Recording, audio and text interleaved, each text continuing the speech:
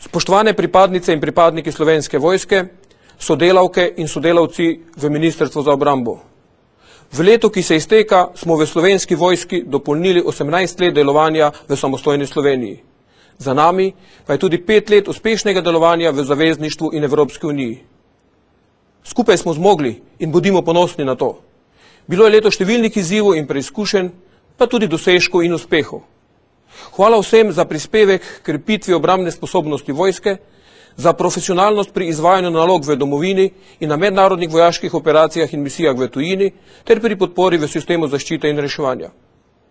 Posebno zahvalo namenjam velikokrat neopaženim življenjskim sopotnikom, družinskim članom in sorodnikom pripadnic in pripadnikov Slovenske vojske za podporo in potrpežljivost do svojih najdražjih. V letu, ki prihaja, vas vabim k ustvarjalnem sooblikovanju Slovenske vojske. Želim, da bi skupaj znali najti prave poti in jih utrdili za našo skupno prihodnost. Novo leto naj prinese lepoto tistih stvari, ki osrečujejo in prispevajo k našemu skupnemu zadovoljstvu. Srečno in vse dobro!